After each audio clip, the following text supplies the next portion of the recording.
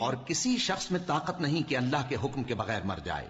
اس نے موت کا وقت مقرر کر کے لکھ رکھا ہے، اور جو شخص دنیا میں اپنے اعمال کا بدلہ چاہے اس کو ہم یہیں بدلہ دے دیں گے، اور جو آخرت میں طالب ثواب ہو اس کو وہاں اجر عطا کریں گے، اور ہم شکر گزاروں کو عنقریب بہت اچھا صلہ دیں گے. اور بہت سے نبی ہوئے ہیں جن کے ساتھ ہو کر اکثر اہل اللہ دشمنوں سے لڑے ہیں، تو جو مصیبتیں ان پر اللہ کی راہ میں واقع ہوئیں ان کے سبب انہوں نے نہ تو ہمت ہاری اور نہ بزدلی کی، نہ کافروں سے دبے. اور اللہ استقلال رکھنے والوں کو دوست رکھتا ہے.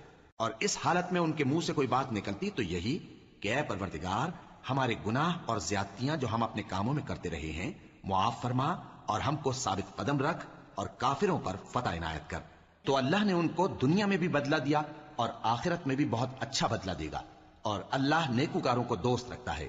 مومنوں، اگر تم کافروں کا کہا مان لوگے تو وہ تم کو الٹے پاؤں پھیر کر مرتد کر دیں گے.